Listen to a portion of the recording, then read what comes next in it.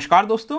श्रीलंका के अंदर जो इकोनॉमिक क्राइसिस है उसके बारे में तो पिछले 6 महीने 1 साल से आप सुन रहे होंगे, लेकिन अब हालात इतने ज़्यादा खराब हो गए हैं कि वहां पर सरकार को जानबूझकर जो बसें हैं उसको कम चलानी पड़ी हैं। वहां पर सरकार को जानबूझकर जो इलेक्ट्रिसिटी की सप्लाई है उसको कट करना पड़ा है। और अब आप देखिए यहां पर बताया गया है कि Sri Lanka imposes longest power cuts in 26 years. यहां पर हो क्या रहा है कि बड़े पैमाने पर जो पावर कट्स हैं वो श्रीलंका के अंदर किए जा रहे हैं। तो इसका कारण क्या है यहां पर, और सिचुएशन क्या है, क्या भारत किसी प्रकार की मदद कर रहा है, सब कुछ हम देखेंगे। चलिए आगे बढ़ते हैं, लेकिन उसके पहले ध्यान रखना है आपको कि कोई भी कोर्स अगर आप परचेस करते हैं स्टडी IQ पर, यूपीएससी, जुडिशरी, जो जितने भी कोर्सेज हैं, बेस्ट कोर्सेज आपको स्टडी IQ पर मिल जाएंगे। लेकिन वहां पर आपको मैक्सिमम डिस्काउंट के लिए जो कोड इस्तेमाल करना है वो है आपका अंकित 33। वहां पर आपको मैक्सिमम 33% का डिस्काउंट मिलेगा।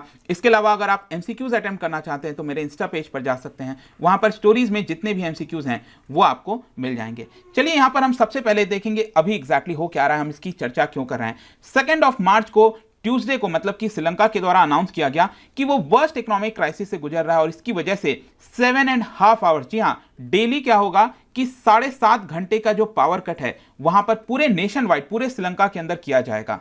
और ये कब तक चलेगा, कितने दिन तक ये किया जाएगा, अभी तक नहीं बताया गया। लेकिन एक प्रकार से आप कह सकते हैं कि 26 साल में यहां पर पहली बार देखने को मिल रहा है कि इतना बड़ा लॉन्गेस्ट पावर कट जो है वो श्रीलंका के अंदर किया जा रहा है। और कंट्री इस समय मेनली क्या है कि जो फ्यूल सप्लाईज हैं, जो, क्योंकि अगर आपको पावर की जनरेशन करनी है तो वहां पे फ्यूल की आवश्यकता पड़ती है, ऑयल की आवश्यकता पड़ती है, वो ऑयल इनको नहीं मिल पा रहा है। और ये मेन कारण है जिसकी वजह से ये सारी चीजें हो रही हैं। जहां तक पावर और फ्यूल शॉर्टेजेस का जो लिंक है वो मैं आपको थोड़ा सा बताता हूं, लेकिन सबसे पहले आप देखिए वहां की जो कमीशन के वेबसाइट है उसके अंदर बताया गया कि रोलिंग बेसिस पर ये जो पूरा पावर कट है वो किया जाएगा। जैसे कि 8 बजे से लेकर 1 बजे के बीच में, 6 PM से 8:30, इस तरह से अलग अलग टाइमिंग पर किया जाएगा। टोटल 7.5 घंटे का पावर कट किया जाएगा। और इसके पहले अगर आप देखोगे जो लॉन्गेस्ट पावर कट किए जाते थे वो 1996 में इंपोज किया गया था श्रीलंका के अंदर, क्योंकि उस समय वहां पर ड्राउट पड़ गया था, रिजर्वायर्स में पानी नहीं था और उस समय ज्यादातर वो हाइड्रो पावर पर डिपेंड करते थे। जो वाटर की सप्लाई है उसके माध्यम से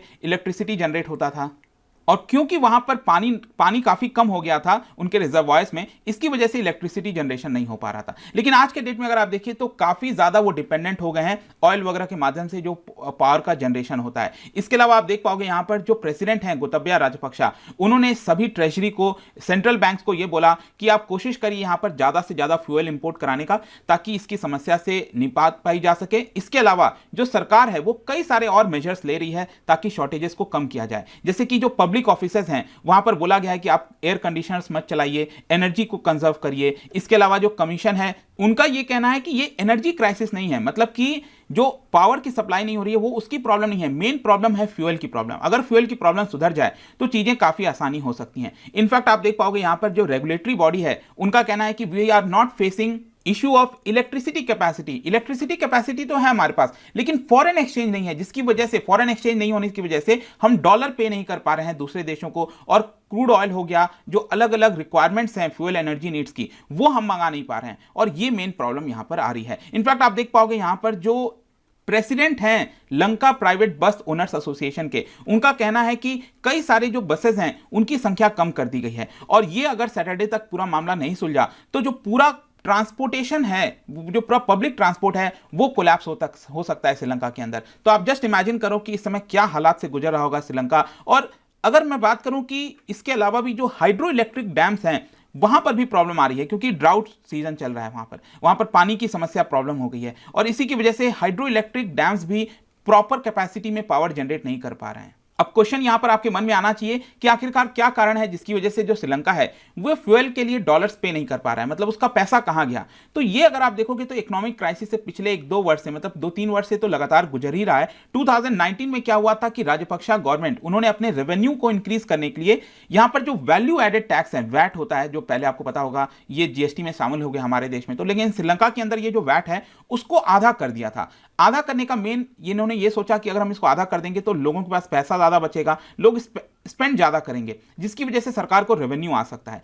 लेकिन उसके बाद क्या हुआ कि बहुत सारे प्रॉब्लम्स हो गई, पैंडेमिक आ गया, कोविड आ गया, जिसकी वजह से उनका जो पूरा टूरिज्म सेक्टर है, जिसके ऊपर बहुत रिलाई करते हैं लोग, इकोनॉमिकली काफी ज्यादा प्रॉब्लम्स आ गई उनको। टूरिज्म सेक्टर कोलैप्स होने की वजह से जो फाइनेंशियल पोजीशंस हैं वो लगातार डिटोरिएट होती गई। अभी आप देख सकते हो कि 23 फरवरी की बात है, जस्ट 10 दिन पहले की बात है, वहां की जो बैंक ऑफ सिलोन है उन्होंने $35 बिलियन रिलीज किया, तब जाकर तो उनको 40,000 टन का जो फ्यूल है वो मिला। और मैं आपको बता दूं, ये जो 40,000 टन का फ्यूल है वो पिछले 4 दिनों से पोर्ट पर ऐसे ही पड़ा हुआ था, और वो क्योंकि श्रीलंका पेमेंट नहीं कर पा रही थी, इसी की वजह से उनको वो नहीं मिल पा रहा था। फाइनली उनको ये करना पड़ा। इसके अलावा 3 और शिप्स हैं जो कि वहीं पर रखे हुए हैं पोर्ट पर, और वो उसका पेमेंट भी करना है। जब तक वो पेमेंट नहीं करेंगे तब तक यहां पर श्रीलंका को फ्यूल नहीं मिल पाएगा। मतलब ये हालात हो गए हैं। इनफैक्ट आप देख सकते हो, जो सेंट्रल बैंक ऑफ श्रीलंका है, उनका अभी लेटेस्ट डेटा ये आया कि जो फॉरेन रिजर्व है वो 24% गिर गया अचानक से। जनवरी से लेकर अभी आप देखोगे 1 महीने के अंदर 24% गिर गया, और सिर्फ कितना है, $2.3 बिलियन। जस्ट इमेजिन, भारत के पास अगर आपको मैं थोड़ा सा अंदाजा बताऊं तो करीब 650 आई थिंक या $650 बिलियन के आसपास, आपको पता होगा इसके आसपास चलता रहता है, और इनके पास $2.3 बिलियन ही फॉरेक्स रिजर्व बचा है। तो इसी से आप समझ पाएंगे कि कितने बड़े प्रॉब्लम में है। और इनका डेट कितना है, डेट अगर आप देखोगे श्रीलंका का, ये $7 बिलियन है। तो जस्ट इमेजिन, डेट इतना ज्यादा है, इनके पास रिजर्व ही नहीं बचा है। इसकी वजह से ये बहुत बड़े क्राइसिस से गुजर रहा है श्रीलंका।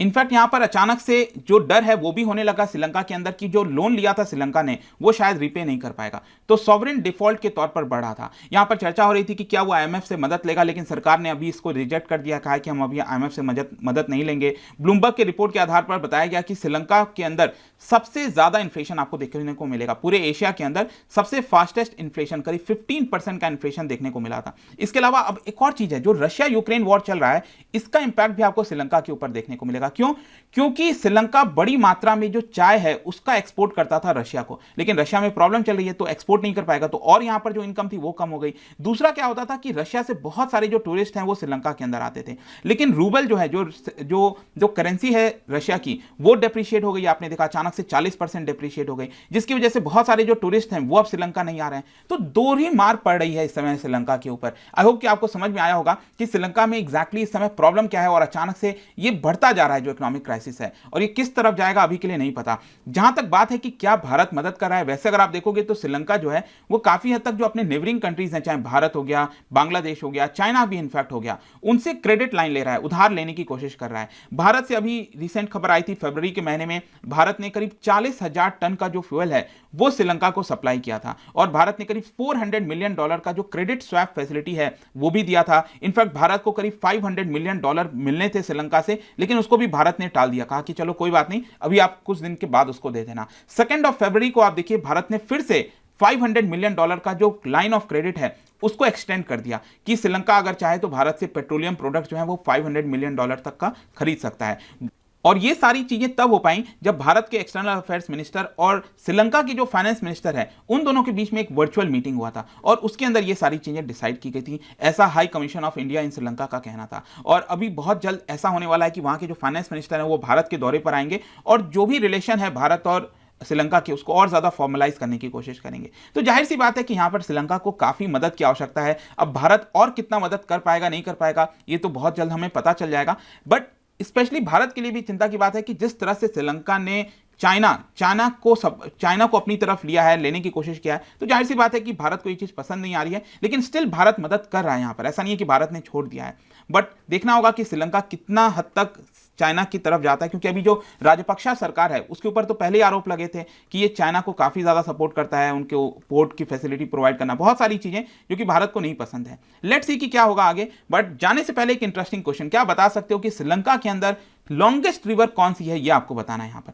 इसका राइट आंसर आपको पता ही है, मेरे इंस्टाग्राम पर तो मिलेगा ही, वहां पर अगर आप नहीं हो कोई बात नहीं, आप टेलीग्राम से भी ले सकते हैं। बाकी अगर आपको पीडीएफ चाहिए तो टेलीग्राम पर आइए, अलग अलग सोशल मीडिया पर भी आप जुड़ पाएंगे। साथ ही साथ यूपीएससी या फिर किसी एग्जाम की तैयारी कर रहे हैं, सिंपली यूज माई कोड अंकित33। बाकी आई होप कि ये वीडियो आपको पसंद आया होगा। मिलता हूं आपसे next time, till then thank you very much, see you soon.